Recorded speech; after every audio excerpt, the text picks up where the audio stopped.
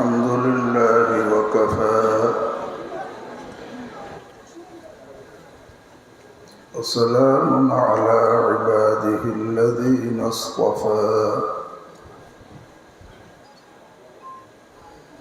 أما بعد فأعوذ بالله من الشيطان الرجيم بسم الله الرحمن الرحيم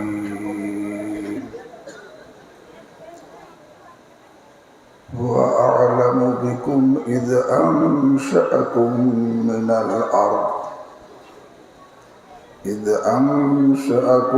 الأرض وإذ أنتم أجنة في بطون أمهاتكم فلا تزكوا أنفسكم هو أعلم بمن اتقى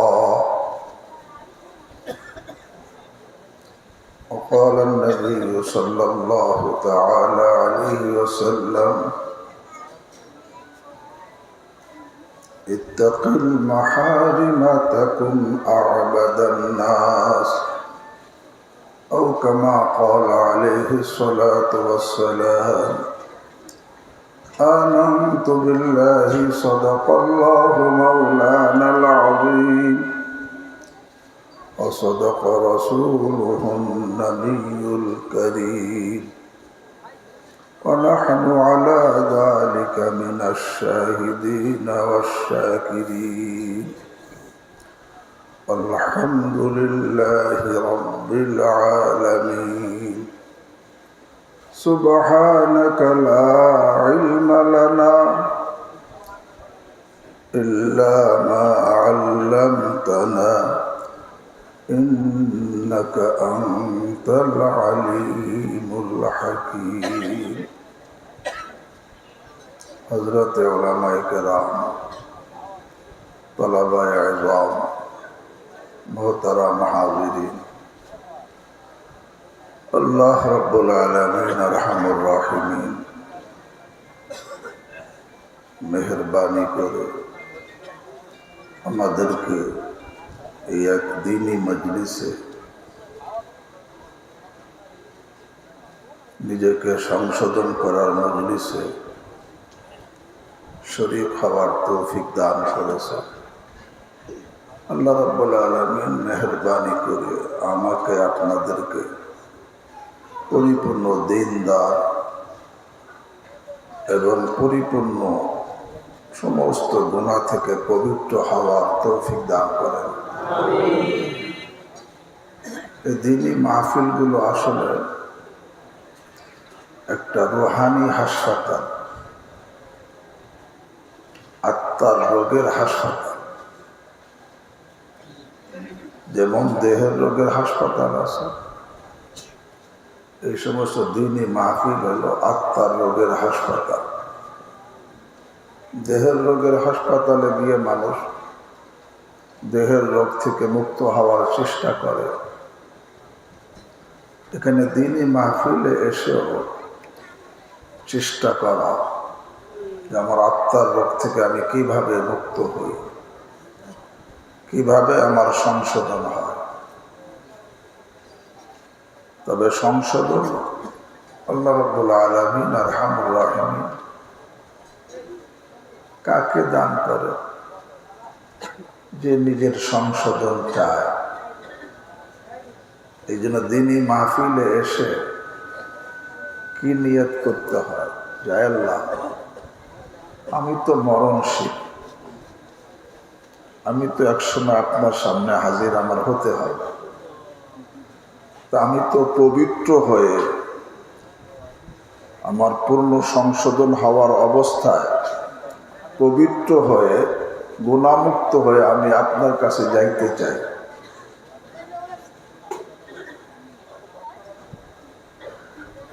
তবে যিনি বক্তা তিনি তো আমার মধ্যে কি কি গুনাহ, কি কি ত্রুটি আছে সে জানে না। আল্লাহ আপনি তো জানেন। আল্লাহ আপনি মেহেরবানি করে যিনি মুতাকাল্লিম কথা বলতেছেন তার জবানের দ্বারা আমার ত্রুটিগুলো আলোচনা করায়, যাতে করে আমি নিজেকে সংশোধন করতে পারি। আমার ত্রুটিগুলো আলোচনা করায়, যাতে করে আমি নিজেকে কি করতে পারি, সংশোধন করতে পারি। এই নিয়ত করতে হয়, দোয়া করতে হয়। হাসপাতালে, দেহের রোগের হাসপাতালে হাজারো রোগী, প্রত্যেকে কার রোগের চিকিৎসার, কার রোগের ফিকির করে বলেন, নিজের রোগের। প্রত্যেকে নিজের রোগের ফিকির করে। এখানেও প্রত্যেকে নিজের ফিকির করা চায়, প্রত্যেকে নিজের ফিকির করা চায়। তবে হাদিসের মধ্যে আসছে, মা জাআলাল্লাহু দাআন ইল্লা জাআলা লাহু দাওয়া। আল্লাহ রাব্বুল আলামিন এমন কোন রোগ সৃষ্টি করেন নাই যার ঔষধ সৃষ্টি করেন নাই। দেহের রোগেরও প্রত্যেকটা রোগের ঔষধ আল্লাহ সৃষ্টি করছেন, আত্মার রোগেরও প্রত্যেকটা রোগের ঔষধ সৃষ্টি করছেন। মা জাআলাল্লাহু দাআন ইল্লা জাআলা লাহু দাওয়া। ফাইজা মারিজতুম ফাতাদাওয়া। যখন তোমরা অসুস্থ হও তাহলে চিকিৎসা করো। তো বোঝা গেল আত্মার যত রোগ আছে সব রোগের চিকিৎসা আছে, সব রোগের ঔষধ আছে। তবে শুধুমাত্র একটা রোগের ঔষধ নাই। কোন রোগের ঔষধ নাই? যেই রোগটাকে রোগী রোগ মনে করে না, যেই রোগটাকে রোগী রোগ মনে করে না, তার কোনো ওষুধ নাই। যে চোখের দ্বারা কুদৃষ্টি হইতেছে, এটাকে সে রোগী মনে করে না। জবানের দ্বারা গীবত হইতেছে, এটাকে সে রোগী মনে করে না। আমলের মধ্যে রিয়াকারী, লৌকিকতা, এটাকে রোগী মনে করে না। যে রোগী, যেই রোগটাকে রোগী রোগ মনে করে না, তার কোনো কি নাই, ঔষধ নাই, চিকিৎসা নাই। আর যে নাকি নিজের রোগকে রোগ মনে করে, তার চিকিৎসা আছে।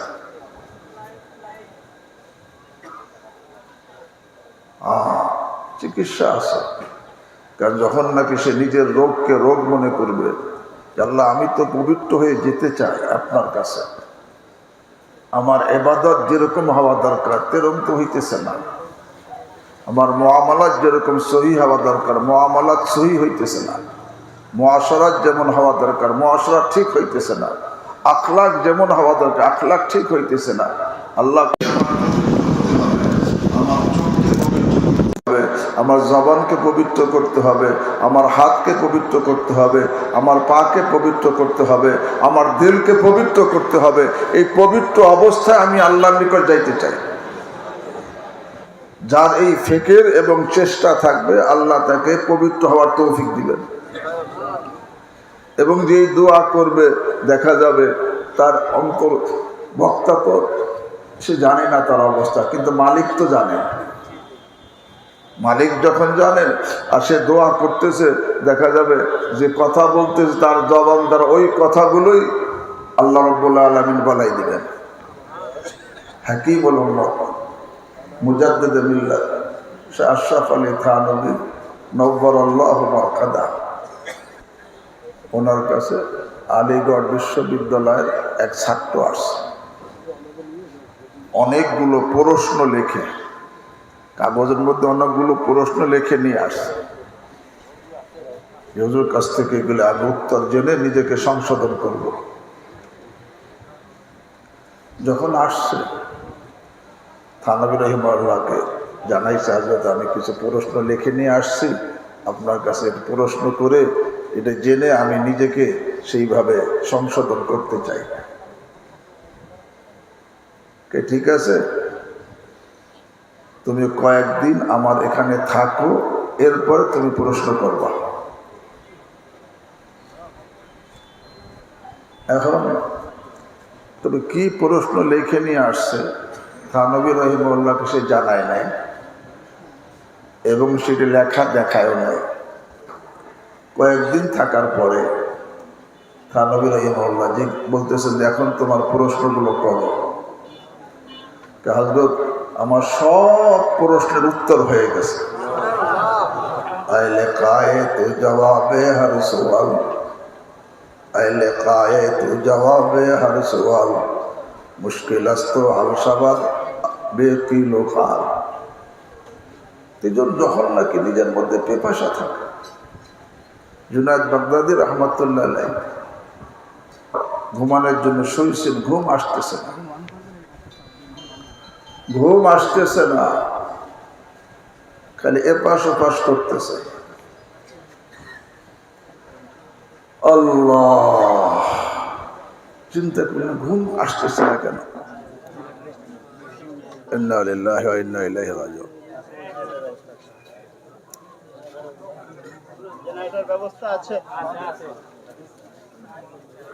সবাই দুরূদ শরীফ পড়ি। আল্লাহুম্মা সাল্লি আলা সাইয়্যিদিনা মাওলানা মুহাম্মদ ওয়া আলা আলি সাইয়্যিদিনা মাওলানা মুহাম্মদ। اللهم صل على سيدنا مولانا محمد وعلى آل سيدنا مولانا محمد. اللهم صل على سيدنا محمد وعلى آل سيدنا مولانا محمد وبارك وسلم. اللهم صل على سيدنا مولانا محمد وعلى آل سيدنا مولانا محمد. اللهم صل على سيدنا مولانا محمد وعلى آل سيدنا مولانا محمد وبارك وسلم. اللهم صل على سيدنا مولانا محمد وعلى آل سيدنا مولانا محمد وسلم. اللهم صل على محمد وعلى آل سيدنا مولانا محمد. اللهم صل على سيدنا مولانا محمد وعلى آل سيدنا مولانا محمد.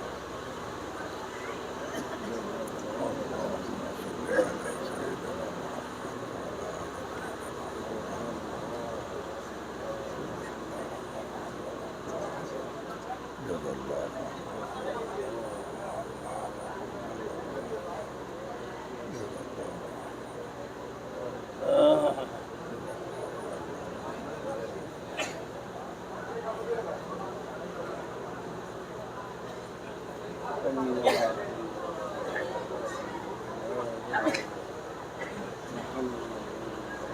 اللهم صل على سيدنا وعلى آل سيدنا اللهم صل على مولانا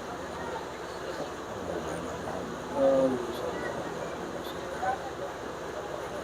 وسلم.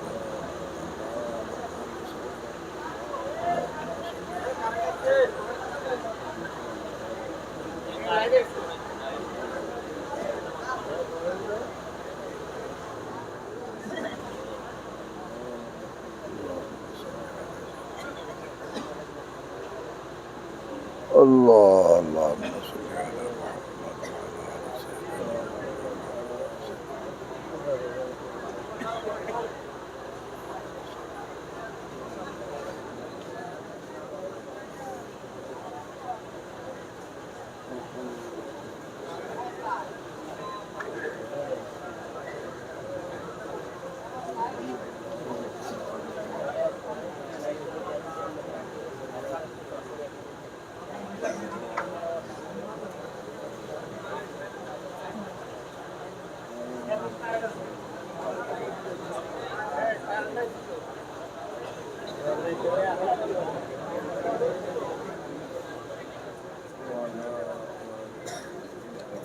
اللهم صل على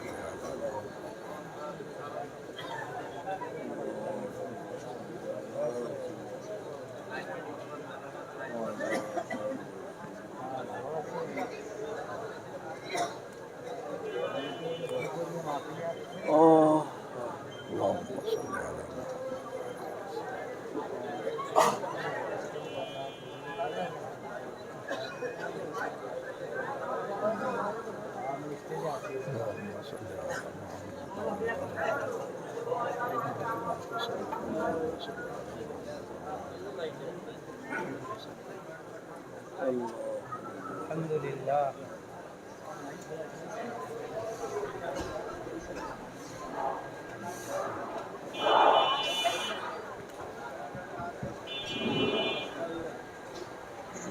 আলহামদুলিল্লাহ। বিদ্যুৎ ছিল এর আগে, হঠাৎ চলে গেছে, সবাই পেরেশান হয়ে গেছে। কেন? আগে আলোর মধ্যে ছিলাম, এরপর অন্ধকার হয়ে গেছে, এই জন্য সবাই পেরেশান হয়ে গেছে। আর যে আগে থেকে অন্ধকারের মধ্যে থাকে, পরে বিদ্যুৎ চলে গেলে সে কি বোঝে? বোঝে না। সদাই আল্লাহ, যার দিল আগে থেকে অন্ধকার, গুনাহ হওয়ার পরে সে বোঝে না, তার মধ্যে অনুভূতি আসে না। কেন? অন্ধকারের মধ্যে অন্ধকার যোগ হয়েছে। হ্যাঁ, যার দিল আগে থেকে মুনাওয়ার, গুনাহ হওয়ার সাথে অন্ধকার হয়ে গেছে, সাথে সাথে বুঝে ফেলা যে আমার দ্বারা কি হয়ে গেছে, তখন সে অস্থির হয়ে যায়। তখন সে কিভাবে এই অন্ধকার দূর করা যায় এর ফেকের ভিতরে চলে আসে। আর যে আগে থেকে অন্ধকারের মধ্যে আসে এবং তার দ্বারা কুদৃষ্টি হইতেছে, তার মধ্যে কোনো অনুভূতি আসে না। গীবত হইতেছে, কোনো অনুভূতি আসে না। রিয়ার সাথে আমল হইতেছে, কোনো অনুভূতি আসে না। কেন? অন্ধকারের সাথে অন্ধকার কি হয়েছে? যোগ হয়েছে। আর যে নাকি আগে আলোর মধ্যে ছিল, তার আলো নিভে গেলে সাথে সাথে সে পেরেশান হয়ে যায়। এই জন্য ইসলাহ হইলে তার দিল তো আলোকিত হয়ে যায়।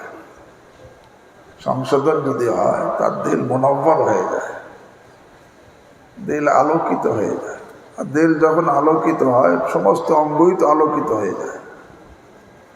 যে কথাটা আল্লাহ হাবিব সাল্লাল্লাহু আলাইহি ওয়াসাল্লাম দোয়ার মধ্যে সব দিল আলোকিত হওয়ার, সমস্ত অঙ্গ আলোকিত হওয়ার জন্য কি করছেন? দোয়া করছেন। আল্লাহুম্মা জাল ফি কলবি নূরা ওয়া ফি বাসারি নূরা ওয়া ফি সামঈ নূরা ওয়া আন ইয়ামিনি নূরা ওয়া আন শিমালি নূরা। পুরা দোয়া আছে।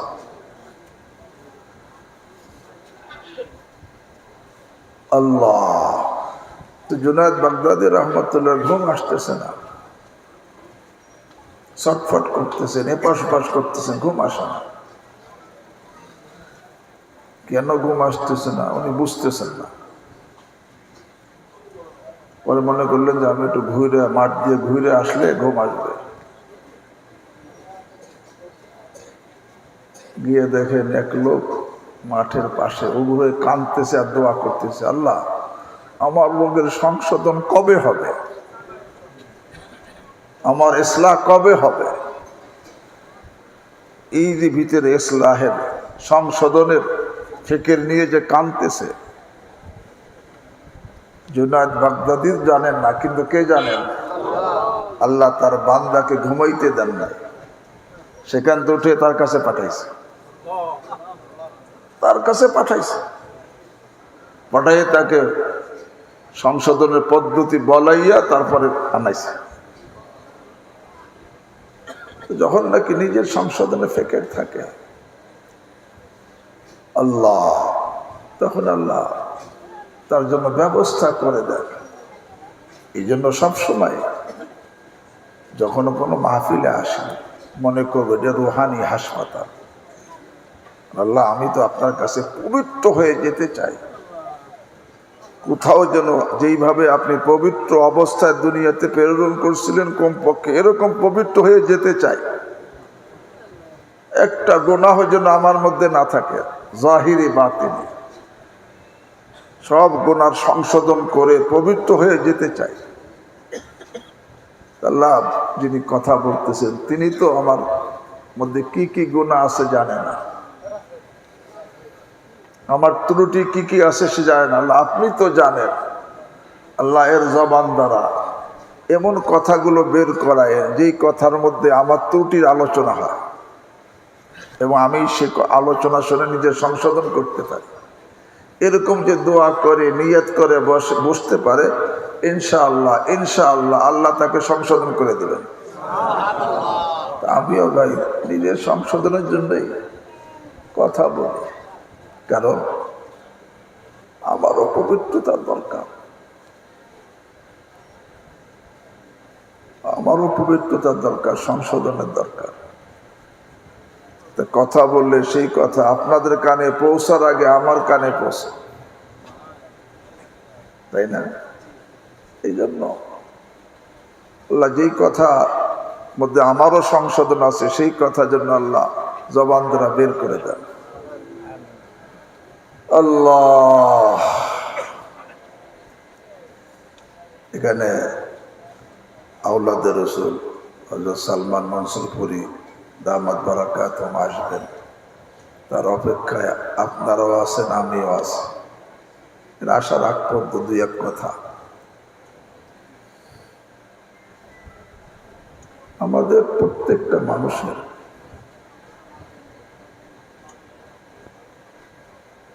আল্লাহর প্রিয় হওয়ার জন্য তিনটে যোগ্যতা অর্জন করা জরুরি। পবিত্র হওয়ার জন্য এই তিনটে যোগ্যতা জরুরি। একটাকে বলা হয় ইলমি যোগ্যতা, ইলমি ইস্তেদাদ। দ্বিতীয় আমলি যোগ্যতা, আমলি ইস্তেদাদ। তৃতীয় আখলাকি যোগ্যতা, চারিত্রিক যোগ্যতা। এই তিনটা প্রত্যেকের জন্য জরুরি। ইলমি যোগ্যতা লাগবে, আমলি যোগ্যতা লাগবে, আখলাকি যোগ্যতা লাগবে। ইলম যদি না থাকে তাহলে তো হবে না। ইলম না থাকলে আমি কিভাবে আমল করব, কিভাবে চরিত্র ঠিক করব? ইলম থাকা লাগবে। এই জন্য আল্লামা শামী কথাটা বলছেন, আল্লামা না শামী না, আল্লামা আলাউদ্দিন হাসকাফি রাহিমাহুল্লাহ বলছেন আদ-দুররুল মুখতারের মধ্যে, ওয়ালাম আন্না তাআল্লুমাল ইলম ইয়াকুনু ফারজা আইনিন। ইলম অর্জন করা এটা ফরজে আইন। তবে কতটুক ফরজে আইন? মানে কাদের জন্য বলেন? ফরজে আইন কাদের জন্য? হ্যাঁ, সকলের জন্য। ফরজে আইন তো সকলের জন্য, পুরুষ মহিলা, ধনী গরিব, ব্যবসায়ী, চাকরিজীবী, কৃষক, আরে সকলের জন্য। ওয়ালাম আন্না তাআল্লুমাল ইলম কদ ইয়াকুনু ফারজা আইনিন। যে ইলম অর্জন করা ফরজে আইন। তবে কতটুক? অহুয়া বিকদরি মা ইয়াহতাজু লিদীনি। নিজে প্রকৃত দিনদার হওয়ার জন্য যতটুক ইলমের দরকার, এতটুক ইলম অর্জন করা সকলের জন্য ফরজে আইন। ইমানের ইলম অর্জন করা ফরজে আইন। ইমান যেহেতু সকলের জন্য ফরজে আইন, ইমানের ইলম অর্জন করা সকলের জন্য কি? ইবাদতের ইলম অর্জন করা ফরজে আইন। মুআমালাত সহি করা ইলম, যারা মুআমালাতে জড়িত তাদের জন্য মুআমালাত সহি করার ইলম অর্জন করা ফরজে আইন। মুআশারাতে ইলম অর্জন করা ফরজে আইন। আখলাকের ইলম অর্জন করা ফরজে আইন। ইমানের ইলম অর্জন করা ফরজে আইন। কেন জানেন? যদি ইমান কি জিনিস, কিসে কিসে ইমান নষ্ট হয়, এই ইলম যদি না থাকে তাহলে দেখা যাবে সে ইমান নষ্ট হয়ে যাইতেছে, সে বুঝতেও পারবে না। কেন? তার কি নাই? অথচ ওযু ভাঙলে আমরা সকলে টের পাই। হ্যাঁ, ওযু ভাঙলে সকলে কি পাই? কিন্তু ইমান ভাঙলে অনেকেই টের পাই না। ওযু ভাঙলে সকলে টের পায়, ইমান ভাঙলে অনেকেই টের পায় না। কেন? ইমান ভাঙ্গার ইলম আমার কি নাই। এই যে বৃষ্টি হইলো কিছু কয়েকদিন আগে, এখানে হয়েছে না? এই বৃষ্টিতে কারো ইমান বাড়ছে, কারো ইমান নষ্ট হয়েছে। বলে কেমনে? যে বলছে আল্লাহর রহমতে বৃষ্টি হয়েছে তার ইমান তো বাড়ছে। আজ বৃষ্টির কারণে আল্লাহকে গালি দিছে, ইমান নষ্ট হয়েছে। আছে না? আরে এক লোক বৃষ্টি হওয়ার পরে বলতেছে নাউজুবিল্লাহ, আল্লাহ খালি আকাম করে। এই কথা বললে ইমান আছে? নষ্ট হয়ে গেছে। কিন্তু তার তো খবর নাই যে ইমান চলে গেছে। এই জন্য অজু ভাঙলে সবাই টের পায়, নিজেও টের পায়, পাশের লোকও টের পায় অজু কি হয়েছে। কিন্তু ইমান ভাঙলে অনেকেই কি, অথচ সবার আগে ইমান। ইমান কি? সবার আগে ইমান, সবার আগে ইমান, ঠিক না? সবার আগে ইমান। ইমানের এলেম অর্জন করা, ইমানের আল্লাহ মাফ করে, আল্লাহ মাফ করে। যদি কেউ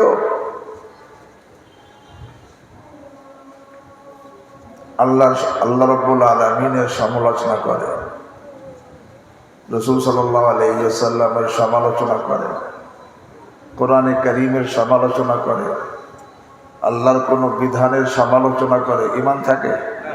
চলে যায়, চলে যায়। এই জন্য এলেম জরুরি,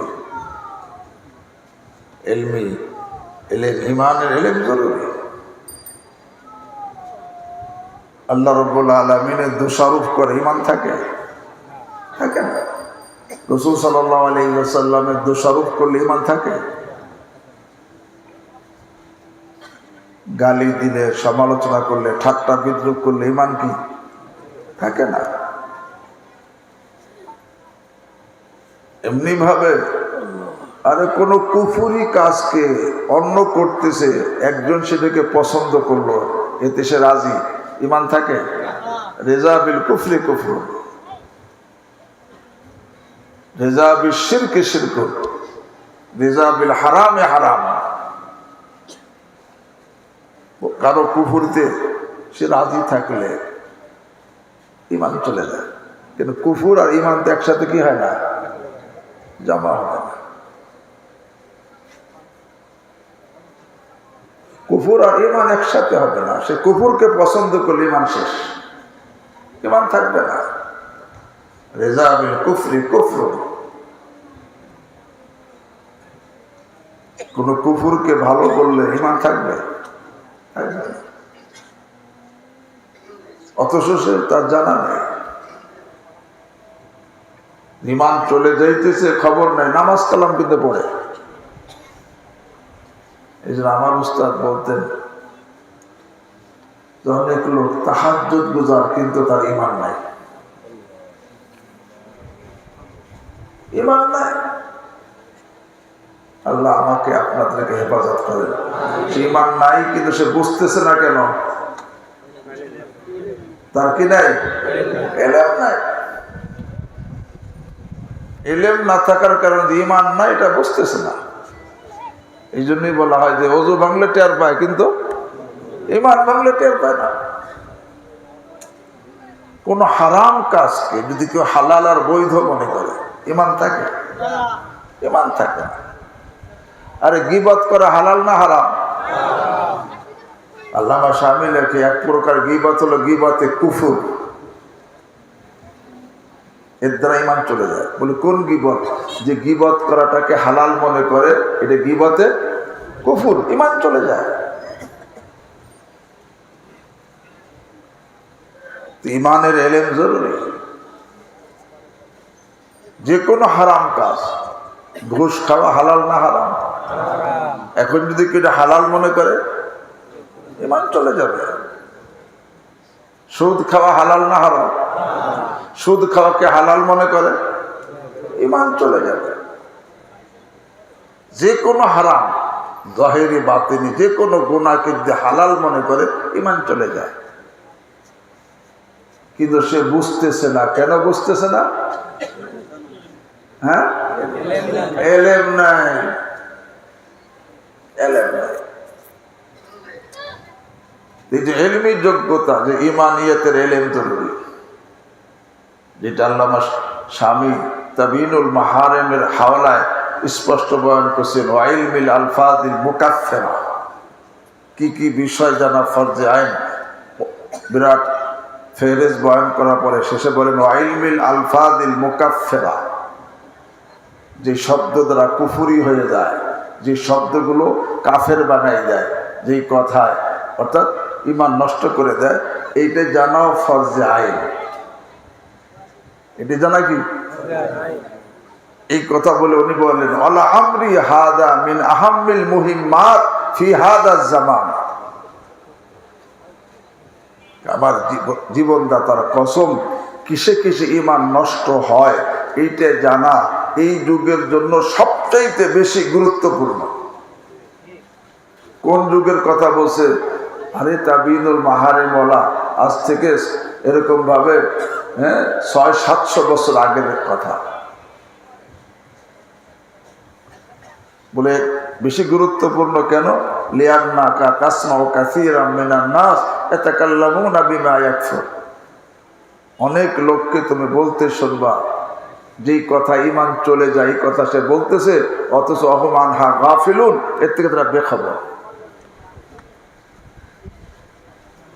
ঈমানের এলেম এটা জরুরি,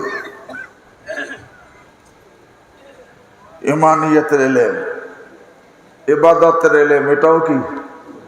যদি আমার নামাজের এলেম না থাকে, নামাজ আদায় করার জন্য কি কি জরুরি এই এলেম না থাকে, আর কিসে কিসে নামাজ ভাঙ্গে এই এলেম না থাকে, নামাজ কি আমি সহি শুদ্ধভাবে পরিপূর্ণভাবে আদায় করতে পারবো? ইবাদতের এলেমও জরুরি, নতুবা সে ইবাদতের ফরজ আদায় করতে কি পারবে না। এমনি ভাবে মুআমালাতের এলেম, আমার মালি লেনদেন কিভাবে হালাল হবে, আমার উপার্জন কিভাবে হালাল হবে, আমানত কিভাবে হেফাজত হবে, মিরাস কিভাবে বন্টন হবে, এমনি ভাবে আল্লাহু আকবার, বিবাহ শাদী কিভাবে সুন্নত তরিকায় হবে। বর্তমানে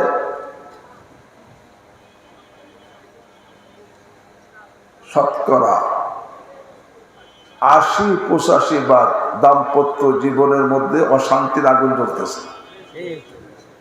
কেন? যে সেই কিভাবে এই যে শান্তি হবে, কি তরিকা, এটা জানাই তো নাই।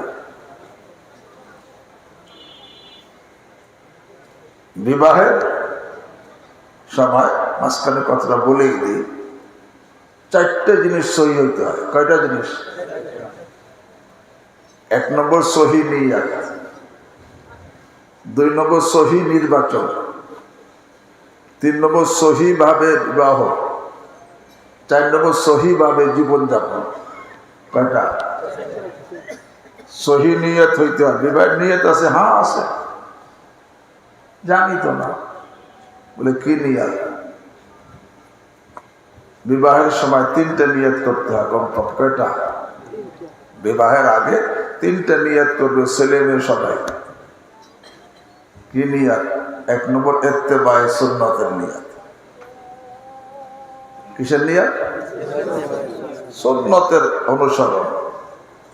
সমস্ত আম্বিয়া কেরাম আলাইহিস সালাম বিবাহ করছেন কি করেন নাই? ইত্তেবায়ে সুন্নতের নিয়তে যখন বিয়ে হবে তখন ইবাদত হয়ে গেল, তখন থেকে রহমত শুরু হবে। 2 নম্বর নিয়ত শরমগাহকে হেফাজত, নিজের পবিত্রতার হেফাজতের নিয়ত করা। আমি বিবাহ কেন করব? নিজের পবিত্রতার কি করব? হেফাজত করব। হাদিসের মধ্যে আসছে সালাসাতুন হাক্কুন আলাল্লাহি আউনুহুম, 3 শ্রেণীর লোক যাদেরকে সাহায্য করা আল্লাহ রাব্বুল আলামিন নিজের উপর ওয়াজিব করে নিছেন। কয় শ্রেণী? তার মধ্যে এক শ্রেণী আন-নাকিহু ইউরিদুল আফাফ। আন-নাকিহু, সে বিবাহ করতেছে কোন নিয়তে? আরে পবিত্রতা ঠিক রাখার নিয়তে।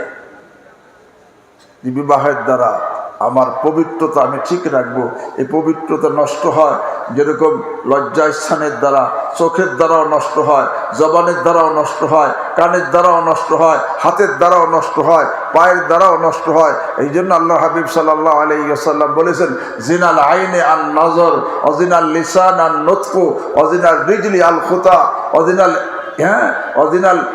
অজিনাল উজনি আল খিতা, অজিনাল উজনি আল ইস্তেমা, অজিনাল রিজলি আল খুতা, অজিনাল ইয়াদি আল বাতশু।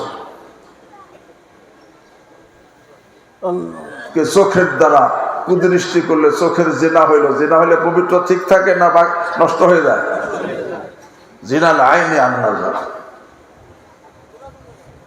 অজিনাল লিসান আন নুতক, জবানের, আরে বেগানার সাথে গল্প করলে কার জেনা, জবানের জেনা হয়ে যায়, পবিত্রতা ঠিক থাকে নষ্ট হয়ে গেল। অজিনাল উজনি আল ইস্তেমা, আরে বেগানার কথা শুনলাম, এই যে এর দ্বারা কানের জেনা হয়ে গেল, পবিত্রতা নষ্ট হয়ে গেল।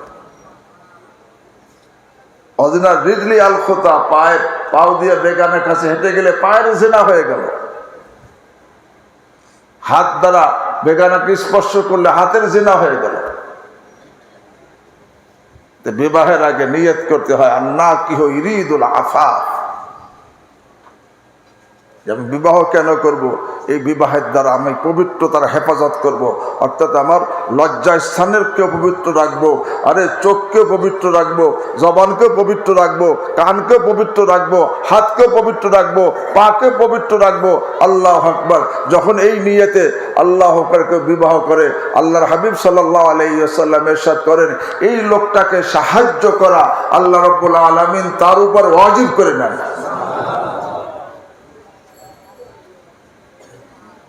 বিবাহের দ্বিতীয়, আরে শরমগাহ কি হেফাজত, এই নিয়ত করতে হবে। আল্লাহ আমাদেরকে যারা বিবাহ করি নাই তাদেরকে আল্লাহ তৌফিক দান করে, যারা করছি তারা এই পবিত্রতা রক্ষা করার তৌফিক দান করে। আর 3 নম্বর তাকসিরে উম্মত। তাকসিরে, আল্লাহ নবীর উম্মত বৃদ্ধির নিয়ত। আল্লাহর হাবিব সাল্লাল্লাহু আলাইহি ওয়াসাল্লাম কি বলেন? তাজাওয়াজুল ওয়াদুদ আল ওয়ালুদ ফাইন্নী মুকাসিরুম বিকুমুল উমাম। তো বিবাহের নিয়ত সহি হওয়া চাই। 1 নম্বর ইত্তেবায়ে সুন্নতের নিয়ত, 2 নম্বর শরমগাহ কি হেফাজতের নিয়ত, 3 নম্বর তাকসিরে উম্মতের নিয়ত। আমি বলতেছিলাম যে এলেম জরুরি কেন? এই যে অশান্তির আগুনে জ্বলতেছি আমরা, আল্লাহু আকবার, শান্তি দেনেওয়ালাকে, আর নিয়তের সাথে তো আল্লাহু আকবার, হ্যাঁ, ওয়াইন্নামা লিমরিইম মা নাওয়া, প্রত্যেকে যা নিয়ত করবে সেইটাই সে পাবে। সে যা নিয়ত হিসেবে আল্লাহর পক্ষ থেকে ফয়সালা হবে। কারণ আল্লাহ দিলের নিয়ত দেখেন। ইন্নাল্লাহা লা ইয়ানজুরু ইলা সুওয়ারিকুম ওয়া আমওয়ালিকুম ওয়ালাকিন ইয়ানজুরু ইলা কুলুবিকুম ওয়া আমালিকুম। এক রিওয়ায়াতে আছে ওয়া নিয়াতিকুম, এক রিওয়ায়াতে আছে আল্লাহ তোমাদের দিল দেখেন এবং আমল দেখেন, আর এক রিওয়ায়াতে আছে দিল দেখেন আর নিয়ত দেখেন। এটা নিয়ত জরুরি, নিয়ত ঠিক করা প্রথম সহি নিয়ত। তখন থেকে রহমত শুরু হয়ে গেছে, তখন থেকে আল্লাহ তার সাহায্য ওয়াদা করছেন। যার যেই দাম্পত্যের উপরে শুরুতে রহমত আসে সেখানে অশান্তি থাকবে। 2 নম্বর সহি নির্বাচন। ছেলেও মেয়ে নির্বাচন সহি নির্বাচন হওয়া চাই, মেয়েওয়ালারাও সহি নির্বাচন করবে। বলে সহি নির্বাচন কিভাবে করবে? আল্লাহ হাবিব সাল্লাল্লাহু আলাইহি ওয়াসাল্লাম ছেলেকে বলেন ফাজফার বিদাতিদ দ্বীন, ফাজফার, তুমি দিনদার মেয়েকে নিয়ে সৌভাগ্যশালী হয়ে যাও। তা বোঝা গেল ছেলেকে কি মেয়েকে নির্বাচন করতে কইছে? ফাজফার, তুমি সৌভাগ্যশালী সফল হয়ে যাও।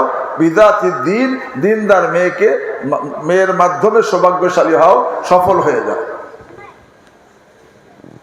তারিবাত ইয়াদা, এই তারিবাত ইয়াদাক শর্তে মাহজুফের জাযা, উলামায়ে কেরাম বুঝবেন। তারিবাত ইয়াদাকা মানে ইল্লাম তাজফার বিদাতি দিন তারিবাত ইয়াদাকা, যদি তুমি দিনদার মেয়েকে নিয়ে সফল না হও, সৌভাগ্যশালী না হও, তাহলে তোমার দোনো হাত মাটি মিশ্রিত হয়ে যাবে, তুমি নাকাম হয়ে যাবা। কেমন ছেলেওয়ালাদেরকে কেমন মেয়ে নির্বাচন করতে বলছে, আর মেয়েওয়ালাদেরকে কি বলছে? ইদা খাতাবা ইলাইকুম মান তারদাউনা দীনাহু ওয়া খুলুকাহু ফাযাব্বিজুহু ওয়া ইল্লা তাকুন ফিল আরদি ফাসাদুন আরিজ। যদি তোমাদের কাছে এমন ছেলে প্রস্তাব দেয় যার দিনদারির প্রতি তোমরা সন্তুষ্ট, যার চরিত্রের উপর তোমরা সন্তুষ্ট, তার সাথে বিবাহ দিয়ে দাও। তো মেয়েওয়ালাদের কেমন ছেলে নির্বাচন করতে বলা হয়েছে? দিনদার। হ্যাঁ, দিনদার কেন বলা হয়েছে? যে দুই জায়গার দুইটা মানুষ, একটা ছেলে একটা মেয়ে, এদের মধ্যে শান্তি হতে হলে দিলে দিলে মিল হওয়া লাগবে। যখন দিলে দিলে মিল হয় সেখানে মহব্বত হয়, আর দিলে দিলে মিল না হলে সেখানে কি হয় না? মহব্বত হয় না। আর মহব্বত না হলে শান্তি হয় না। তো দিলে দিলে মিলনের মাধ্যমটা কি? কাগজে কাগজে মিলাইতে হলে আঠা দিয়ে মিলানো যায়, কাপড়ে কাপড়ে মিলাইতে হলে সেলাই করে মিলানো যায়, কাঠে কাঠে মিলাইতে হলে প্যারাক দিয়ে মিলানো যায়, ইটে ইটে মিলাইতে হলে সিমেন্ট বালি দ্বারা মিলানো যায়। কিন্তু দেলকে দেলে দেলে মিলানোর মাধ্যমটা কি? আরে দিন। যখন দিন হবে দেলে দেলে মিলে যাবে। দিন এমন একটা মাধ্যম যা দিলে দিলে মিল পয়দা করে দেয়। সাহাবায়ে কেরাম রিদওয়ানুল্লাহি তাআলা আলাইহিম আজমাইন, যখন তাদের মধ্যে দিন ছিল না, একে অপরের জান নেওয়ার জন্য ব্যস্ত, আর যখন দিন চলে আসছে ফাসবাহতুম বিনিআমাতি ইখওয়ানা, আরে তখন ভাই ভাই হয়ে গেছে, অন্যকে বাঁচানোর জন্য জান দেওয়ার তৈরি, বা জান দেওয়ার জন্য প্রস্তুত। আগে তো জান নেওয়ার জন্য ব্যস্ত ছিল। এই মিল কিসের দ্বারা হয়েছে? দিনের দ্বারা হয়েছে। এই জন্য আল্লাহ সহি নির্বাচন হওয়া চাই। দিনের ব্যাপারে কোনো সবাই যদি চিন্তা করে, ছেলেও চিন্তা করে আমি দিনদার মেয়েকে বিবাহ করব, তার বংশ যদি উচ্চ বংশ না হয়, অনেক ধনীও না হয়, আরে যদি দিনদার হয় তো দিনদারকে প্রাধান্য দেওয়া, দিনের মধ্যে ছাড় না দিয়ে। হ্যাঁ, দিনের সাথে সুন্দর বংশ, সুন্দর সম্পদ আছে, ভালো, নুর না নূর, দিনের মধ্যে কমই হইলে সেখানে সমস্যা। কারণ দিলে দিলে মিল পয়দা হওয়ার মাধ্যমটা কি?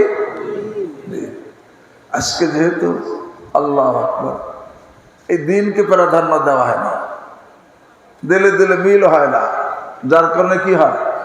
অশান্তি। ঠিক না? সহি নির্বাচন হওয়া চাই।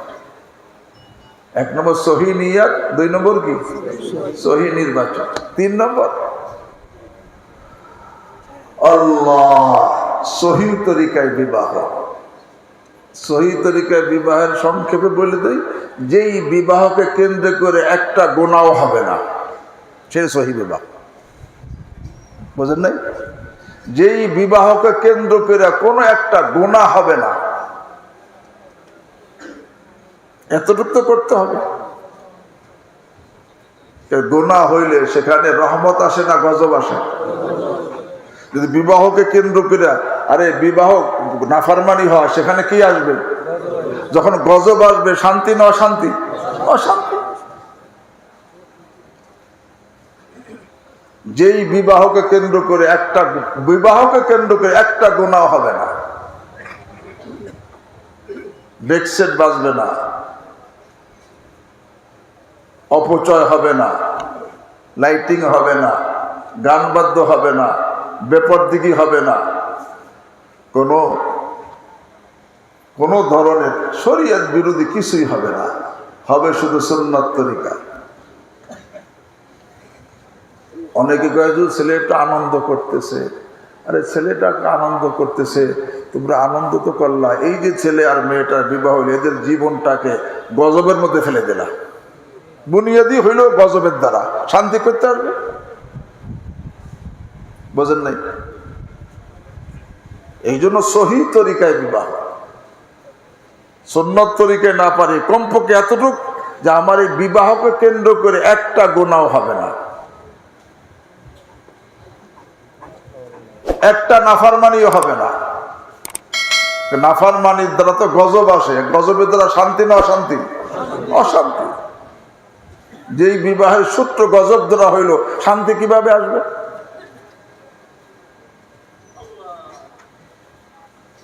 এই জন্য সহি তরিকায় বিবাহ। এখানে কিন্তু যারা আমরা আছি প্রত্যেকের আকল আছে, প্রত্যেকে কিন্তু বোঝে যে এটা আসলে ন্যায় না অন্যায়, এটা ন্যায় না অন্যায় এই বুঝ কিন্তু আল্লাহ প্রত্যেকে দিয়ে দিছে। এখন সহি তরিকায় বিবাহ হওয়া চাই। প্রথম কি কাজ করে? পোশাক হলো সাতিরুল উয়ুব, দোষ ঢেকে দেয়। আমার শরীরে কত অসুন্দর দৃশ্য রয়েছে না, পোশাক প্রতি সব কি হয়ে গেছে। তো পোশাকের প্রথম কাজ দোষ ঢাকা, দোষ ঢাকা। আর স্বামী স্ত্রী দুজন তো মানুষ, ফেরেশতা নাকি? স্বামী স্ত্রী দুজন কি ফেরেশতা তো না।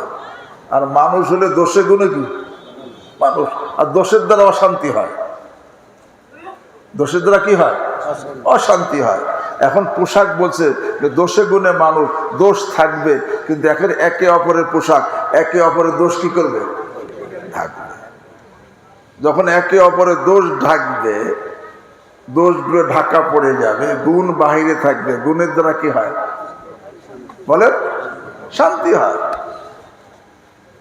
আর দোষ প্রকাশ করলে কি হয়? অশান্তি হয়। একে তো শান্তি হবে, আর দোষ ঢাকার আর একটা লাভ আমার পরকালে হবে। মান সাতারা মুসলিমান সাতারাহুল্লাহু লাহু ইয়াউমাল কিয়ামা। যে এক মুসলমানের দোষ ঢেকে দিল, আল্লাহর হাবিব সাল্লাল্লাহু আলাইহি ওয়াসাল্লাম বলেন কিয়ামতের দিন আল্লাহ রাব্বুল আলামিন তার দোষ ঢেকে দিবেন। এখানে দোষ ঢাকা চাই আল্লাহ। একটা হলো পোশাকের ভূমিকা কি? দোষ ঢাকা। প্রত্যেকের একে অপরের দোষ ঢাকতে হবে। পোশাককে শুধু দোষ ঢাকে না, আরো তার ভূমিকা আছে। পোশাক মুহাফেজ হয়, মুহাফেজ মানে হেফাজতকারী হয়, শীত থেকে গরম থেকে হেফাজত করে। স্ত্রী স্বামীর মুহাফেজ হবে, স্বামী স্ত্রী কি হবে? মুহাফেজ। স্ত্রী স্বামীর যখন নাকি স্বামীর আরে হেফাজত করবে, কি হেফাজত? আরে তার ইমান আমল আখলাকের হেফাজত করবে, এবং দুনিয়াবি কোনো সমস্যা হইলে সে সাধ্য অনুযায়ী হেফাজত করার চেষ্টা করবে। আর স্বামীও তাই করবে। যখন একে অপরের হেফাজতকারী হবে তখন কি হবে? শান্তি না শান্তি? হ্যাঁ, আজ কেউ কারো ধার ধারে না, কি হবে? তো পোশাকের দ্বিতীয় কাজ হলো সে মুহাফেজ হয়। তৃতীয় পোশাকের ভূমিকা, পোশাক মুজাইয়িন হয়, সৌন্দর্য বাড়ায় নাকি? পোশাক এটা মুজাইয়িন, সৌন্দর্য বৃদ্ধিকারী। স্ত্রী স্বামীর পোশাক, স্ত্রীর কর্তব্য স্বামীর সৌন্দর্য বাড়ানো, স্বামী ও স্ত্রীর পোশাক, স্বামীর কর্তব্য স্ত্রীর সৌন্দর্য বাড়ানো, তবে শুধু জাহিরি সৌন্দর্য না, আরে বাতিনি সৌন্দর্য তো আসল সৌন্দর্য, ভিতরের সৌন্দর্য আসল সৌন্দর্য, ইমানি আমলি আখলাকি সৌন্দর্য আসল সৌন্দর্য। এই জন্য সুফিয়ান ইবনে উয়াইনা রাহিমাহুল্লাহ, এটা বড় কথা, আজীব কথা বলছে সুফিয়ান ইবনে উয়াইনা রাহিমাহুল্লাহ।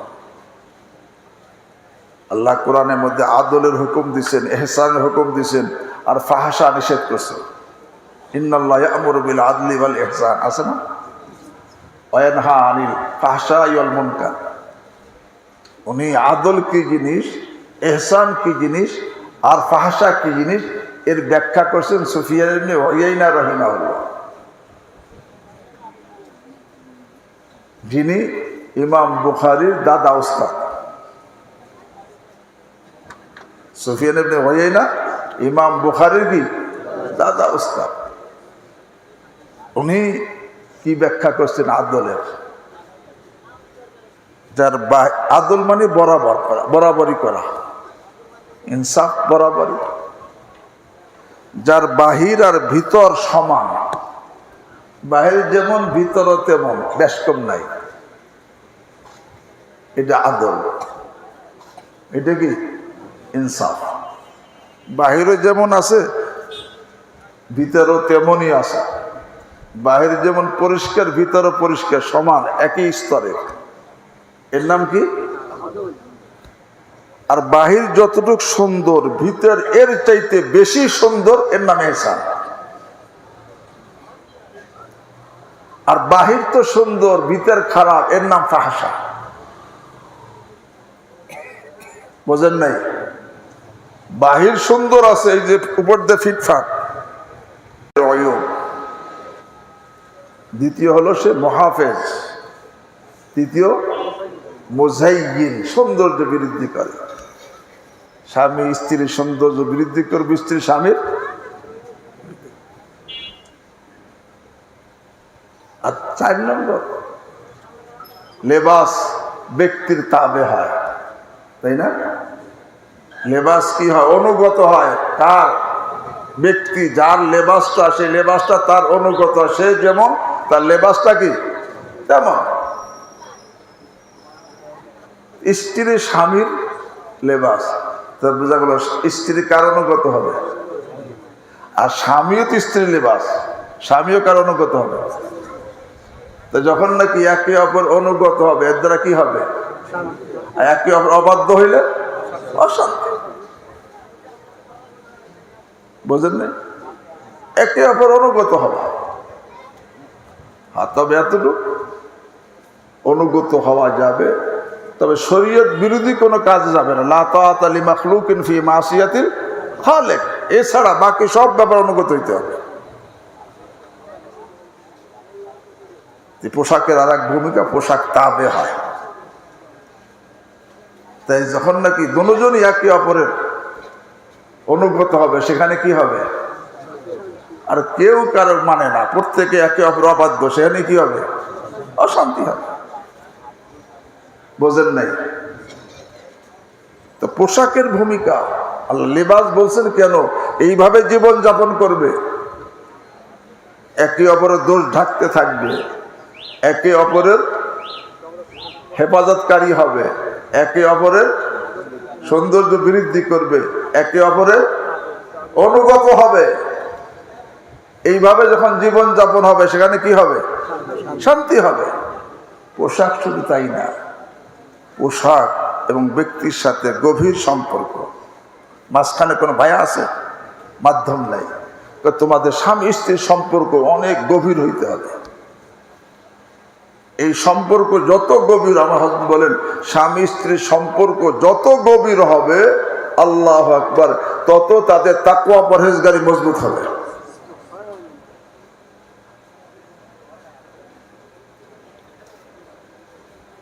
এই জন্য যখন নাকি এরকম ভাবে জীবন যাপন হবে, একে অপরের দোষ ঢাকে, একে অপরের হেফাজত করে, একে অপরের সৌন্দর্য বৃদ্ধি করে, একে অপরের অনুগত হয়, একে অপরের সাথে গভীর সম্পর্ক, সেখানে কি হবে? শান্তি হবে। তখন সে কি বলবে জানেন?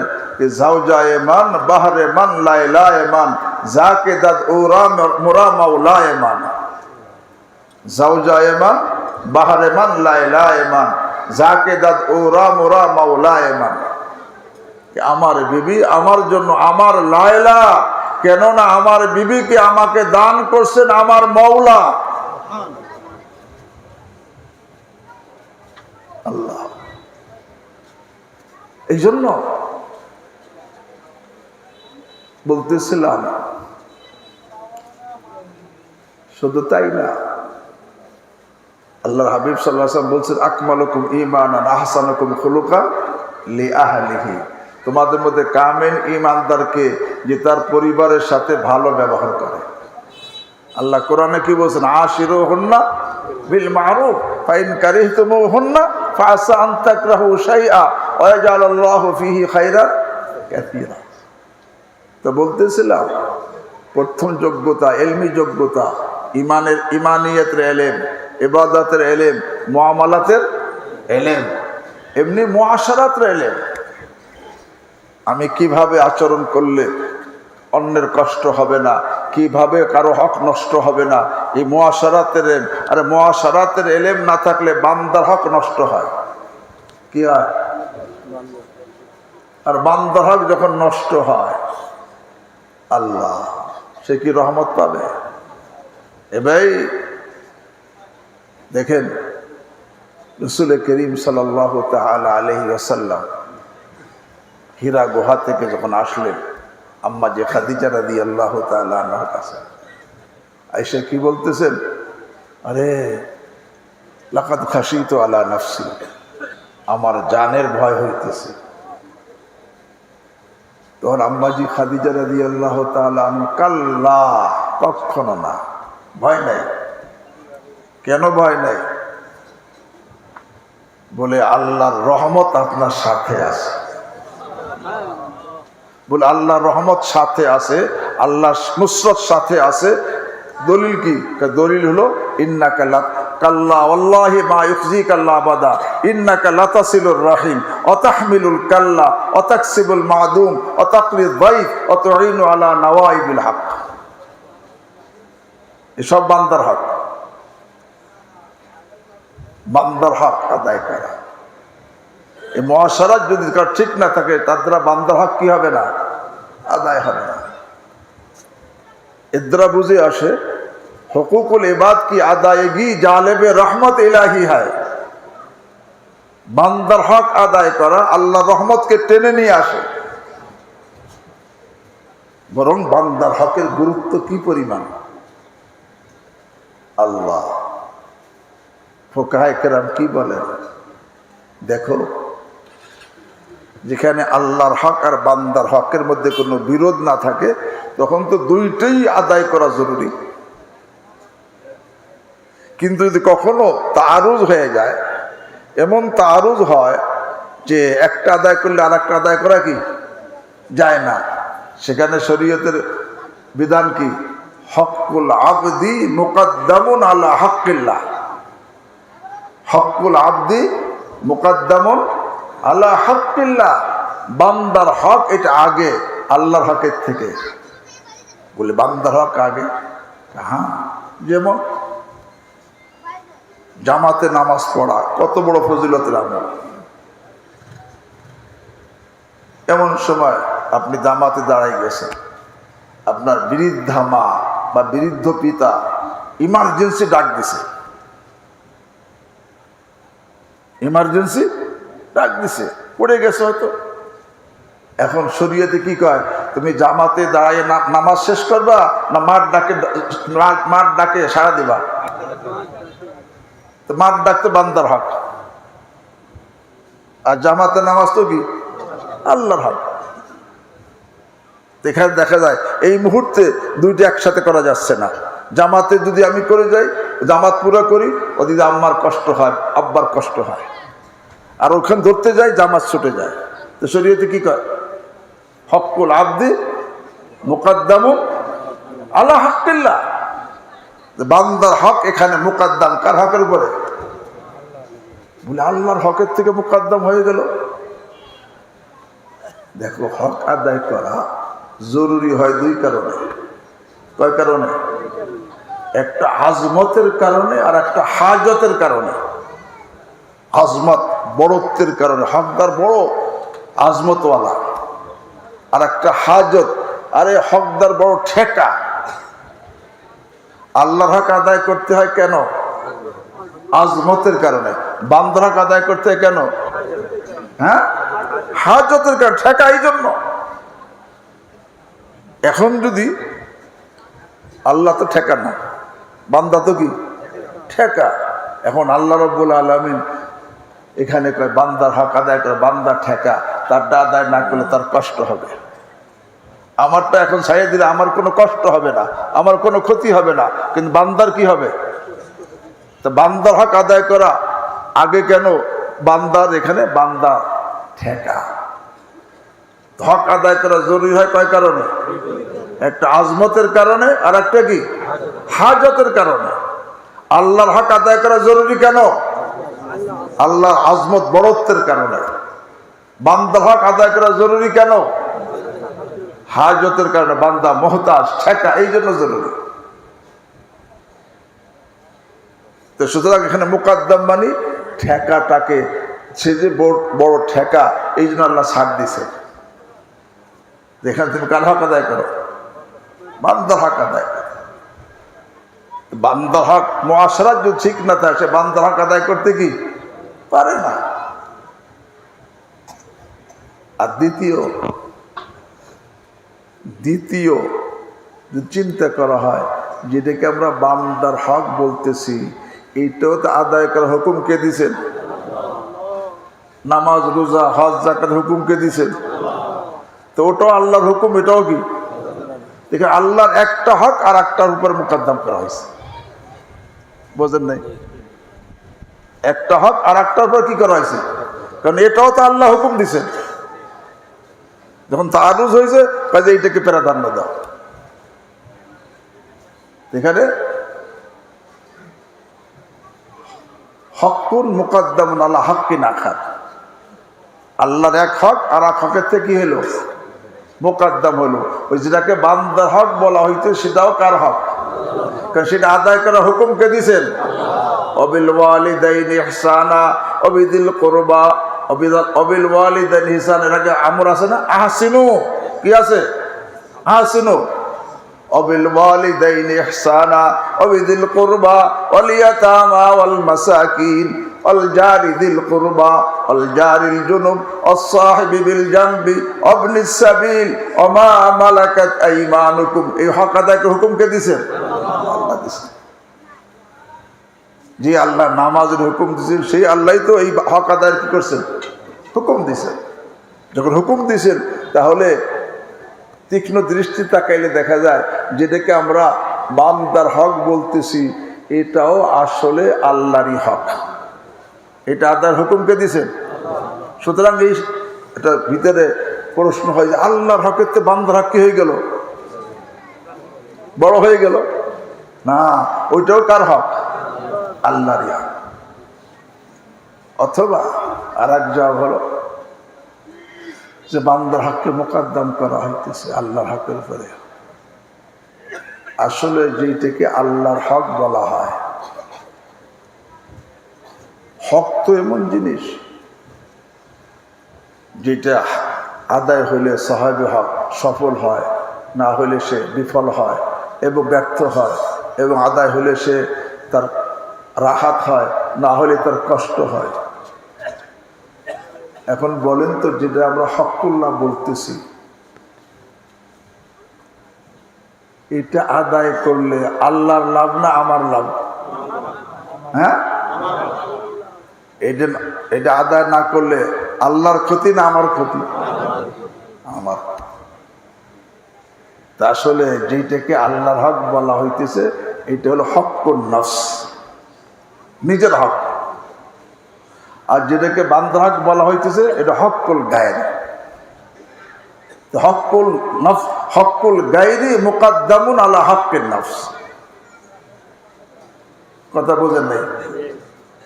যে হকুল গায়রি মুকাদ্দামুন আলা হক্কিন নফস, অন্যের হক নিজের হকের থেকে মুকাদ্দাম। এর নাম ইসার বলে। একে কি বলে? ওয়ায়ুথিরুনা আলা আনফুসিহিম ওয়ালাউ কানা বিহিম খাসাসা। তো বলতেছিলাম মুআশারাতে ইলম এই জন্য জরুরি, এইটা যদি না থাকে তাহলে সে কি বান্দার হক আদায় করতে কি পারবে না, তার দ্বারা বান্দার হক নষ্ট হবে। তো মুআশারাতে ইলম জরুরি। ওই যে বলছিলাম প্রথম হলো ইলমি যোগ্যতা অর্জন করতে হবে, ইমানিয়াতের ইলম, ইবাদতের ইলম, মুআমালাতের ইলম, মুআশারাতের ইলম, এটা জরুরি। এবং আখলাকিয়াতের ইলমও জরুরি। ইলম না থাকলে আখলাককে আমি পবিত্র করতে কি পারবো না। ইলমুল আখলাক কাকে বলে? হুয়া ইলমুন ইউরাফু বিহি আনওয়াউল ফাদাইলি ওয়া কাইফিয়াতু ইকতিসাবিহা ওয়া আনওয়াউর রাযাইলি ওয়া কাইফিয়াতু ইজতিনাবিহা। এই জন্য একটা হলো ইলমি যোগ্যতা অর্জন করা জরুরি। এই যে কথা বললাম এতটুক তো অর্জন করা কি ফরজে? এতটুক না হলে সে দিনদার হইতে পারবে? আলাম আন্না তাআল্লুমাল ইলম ইয়াকুনু ফরজ আইনিন ওয়া হুয়া বিকদরি মা ইয়াহতাজু লিদীনিহি। একটা হলো ইলমি যোগ্যতা অর্জন করা, আর একটা কি আমলি যোগ্যতা। আরে কমপক্ষে আমার দ্বারা, আমার থেকে কোনো ফরজ ছুটবে না, ওয়াজিব ছুটবে না, কোনো সুন্নত ছুটবে না, এতটুক যোগ্যতা জরুরি। কমপক্ষে ফরজ ছুটবে না, ওয়াজিব ছুটবে না, সুন্নত ছুটবে না, আর নফলে তৌফিক দিলে তো বাস নুরুল নূর। এতটুক যোগ্যতা তো জরুরি যে আমার থেকে কোনো ফরজ, ওয়াজিব, সুন্নত ছুটবে না, এতটুক আমলি যোগ্যতা। আর আখলাকি যোগ্যতা কতটুক? এতটুক কমপক্ষে জরুরি যে আমার দ্বারা জাহিরি বাতিরি কোনো গুনাহ হবে না। তো বলতেছিলাম সফল হওয়ার জন্য কয়টা যোগ্যতা অর্জন করা দরকার? একটা ইলমি যোগ্যতা, আর একটা আমলি যোগ্যতা, আর একটা কি আখলাকি যোগ্যতা। ইলমি ইস্তেদাদ, আমলি ইস্তেদাদ, আখলাকি ইস্তেদাদ। এই যোগ্যতা যত বাড়ানো যায় তত ভালো। এই জন্য ইজদিয়াদে ইস্তেদাদ এটা মতলুব, এটা কাম্য। যোগ্যতা, ইলমি যোগ্যতা যত বাড়াইতে পারি তত ভালো, আমলি যোগ্যতা যত বাড়াইতে পারি তত ভালো, আখলাকি যোগ্যতা যত বাড়াইতে তত ভালো। কমপক্ষে ফরজে আইন তো যেটুকু বললাম, আর এর থেকে আরো বেশি বাড়ানো, এটা ইজদিয়াদে ইস্তেদাদ, এটা মতলুব, মাহমুদ, মুফিদ। কিন্তু আমি আয়াত পড়ছি একটা, ওয়া আ'লামু বিকুম ইয আনশাআকুম মিনাল আরদ ওয়া ইয আনতুম আজিন্নাতুম ফি বুতুনি উম্মাহাতিকুম ফালা তুযাক্কু আনফুসাকুম হুয়া আ'লামু বিমানিত্তাকা। ইজদিয়াদ ইস্তেদাদ, যোগ্যতা বৃদ্ধি হওয়া, এটা তো কাম্য, এটা প্রশংসনীয়, এটা উপকারী, যত হবে তত ভালো। কিন্তু ইহসাসে ইস্তেদাদ, খুব ভালো করে কথাটা শুনি, ইহসাসে ইস্তেদাদ, যে আমি খুব যোগ্য, এই অনুভূতি, এটা আরে মাজমু, এটা মামনু, এটা মুজার। যোগ্যতা যত অর্জন করতে পারি তত ভালো, কিন্তু ইহসাস ইস্তেদাদ, যে আমি খুব যোগ্য, আমি খুব ইলমি যোগ্যতা আমার আছে, আমলি যোগ্যতা আমার আছে, আখলাকি যোগ্যতা আমার আছে, এই যে অনুভূতি,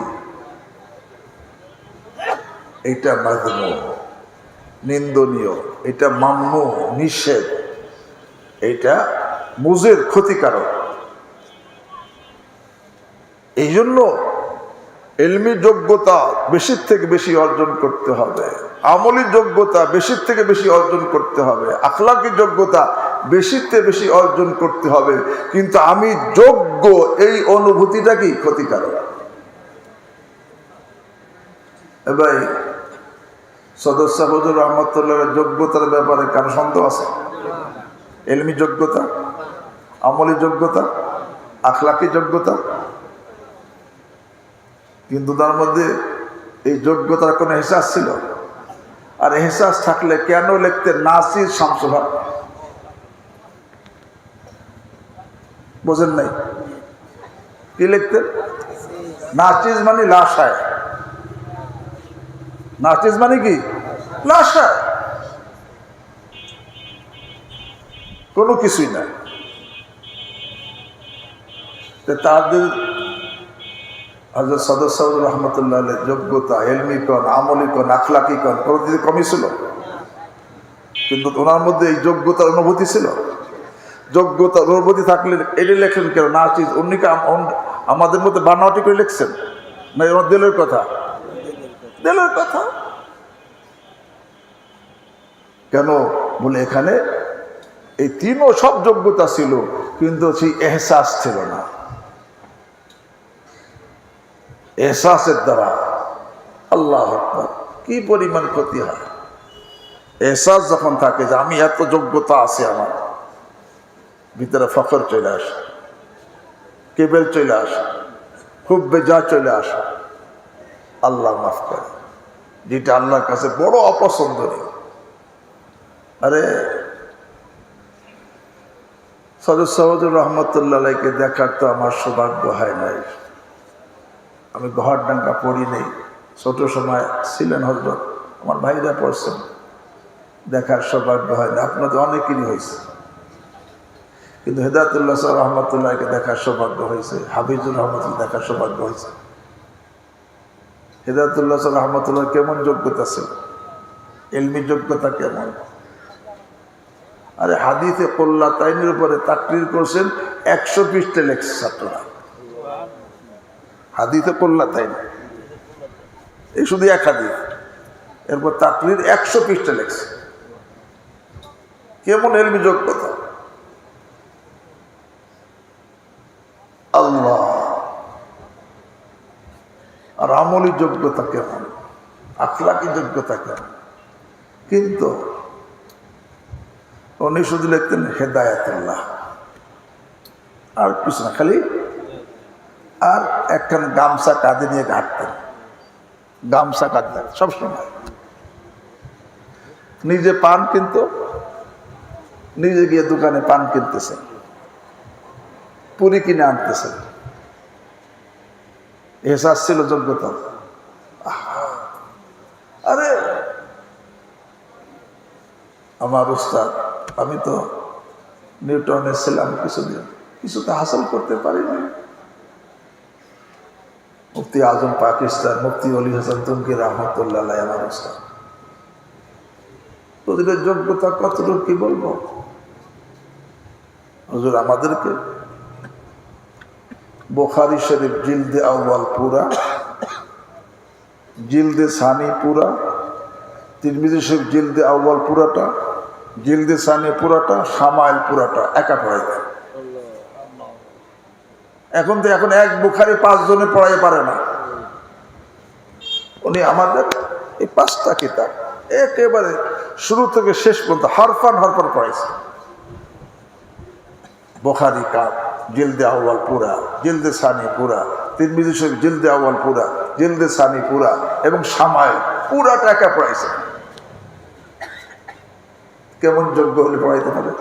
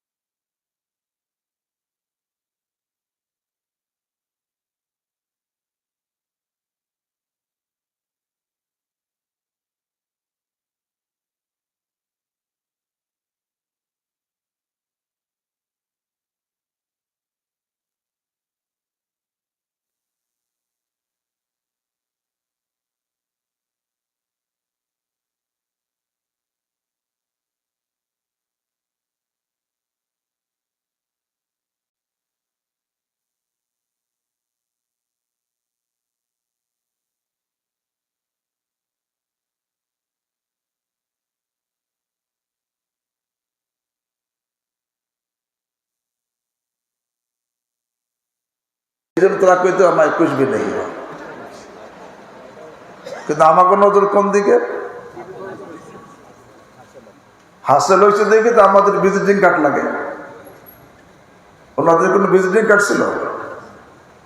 আমাদের ভিজিটিং কার্ড লাগে না যে আমি হাফেজ, আমি মাওলানা, আমি মুফতি, আমি মুহাদ্দিস, আমি এইসা এইসা ওইসা ডবল পয়সা। কেন লাগে? যে আমি যেটুকু হাসিল তার দিকে আমার নজর। এই জন্য আমার কি লাগে? ভিজিটিং কার্ড লাগে। আর তাদের নজর ছিল কোন দিকে? গায়ে হাসিলার দিকে। এই জন্য ওনাদের কোনো ভিজিটিং কার্ড তো কিছুই মনে করতো না। ভিজিটিং কার্ড কেমনে স্বভাবে, কথা বুঝাইতে পারি না। তবে যে নাকি নিজের হাসিলা কামালাতের দিকে নজর রাখে না, কিন্তু মালিক তো রাখে। তার নজর যেটা হাসিল হয় না সেই দিকে। তো মালিক তার যে কামালাত গুলো আছে সে নিজেই জগৎবাসীকে দেখাই দেয়।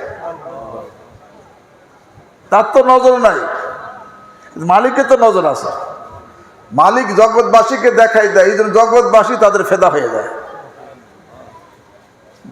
কথা বুঝাইতে পারবে? হ্যাঁ ভাই। হযরত তো কথা আসছিল যে ইলমি যোগ্যতা, আমলি যোগ্যতা, আখলাকি যোগ্যতা হাসিল করা জরুরি, তাই না? এটা ইজদিয়াদ ইস্তেদাদ, এটা মতলুব, এটা মাহমুদ, এটা মুফিদ। কিন্তু এহসাস ইস্তেদাদ এটা মজমুম, এটা মামনু, এটা কি মুজির, ক্ষতিকারক। হযরত শাইখুল হিন্দ রহমতুল্লাহ ঘটনা হযরত থানভী রহমান নিজে বয়ান করছে। থানভীর মোস্তাদ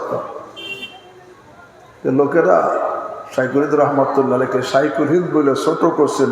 উনি তো শাইখুল হিন্দ না, শাইখুল আলম। থানভী রহমান নিজে বলছে শাইখুল আলম।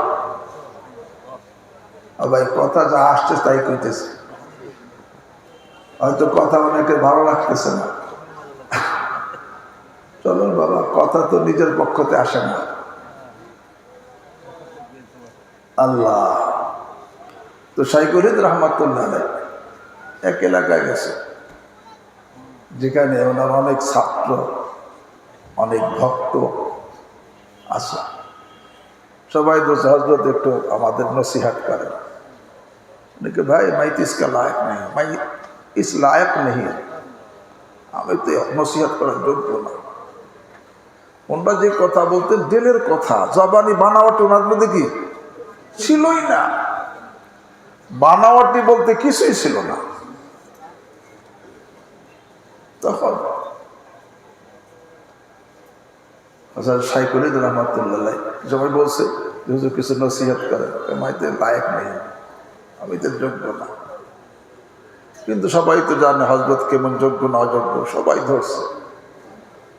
যখন পিড়াপিড়ি করছে, হয়তো হযরত জেহেনে আসছে, হাদিসে আসে ওয়াইজাস্তান সাহাকা ফানসাহ, তোমার ভাই তোমার কাছে নসিহত চাইলে তুমি একটু কি করো, হয়তো এইটা জেহেনে আসছে।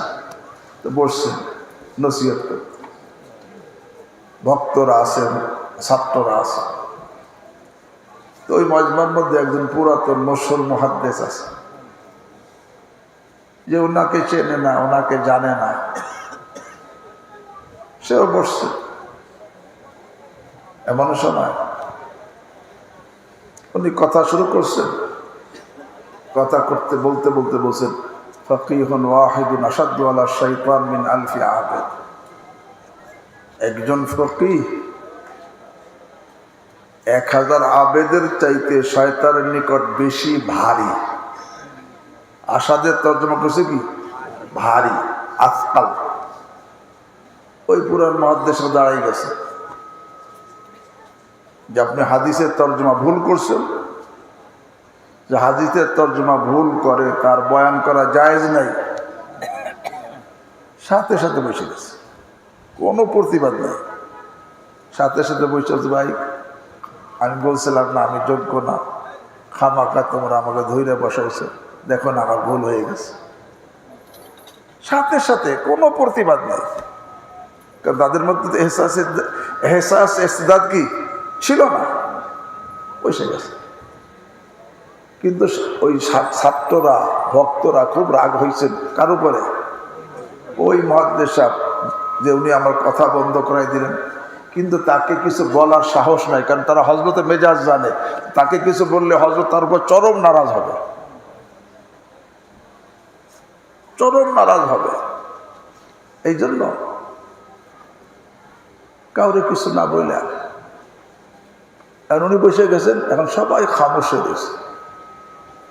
এখন শাইখুল হিন্দ রহমাতুল্লাহ পরে নিজের জায়গা থেকে উঠা ছাত্রের মতো ওই মুহাদ্দিস সাহেবের কাছে গেছে।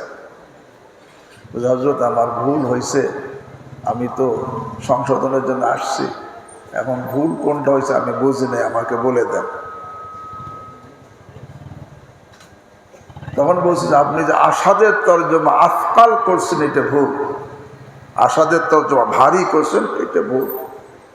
হ্যাঁ, আসাদের তর্জমা কি আযর, ক্ষতিকারক। তো শাইখুল রহমাতুল্লাহ আদবের সাথে বলছেন, হযরত যদি হাদিসের মধ্যে আসাদের তর্জমা আসকাল থাকে, বলে কোথায় আসে? তখন শাইখুল রহমাতুল্লাহ হাদিস শুনেছেন, হারিস ইবনে হিশাম রাদিয়াল্লাহু তাআলা আনহু হাদিস, সাআলা রাসূলুল্লাহ সাল্লাল্লাহু আলাইহি ওয়াসাল্লাম ফাকালা ইয়া রাসূলুল্লাহ কাইফা ইয়াতিকাল ওয়াহয়ু ফাকালা আহইয়ানান ইয়াতিনি মিসলা সালসালাতিল জারাস ওয়া হুয়া আশাদ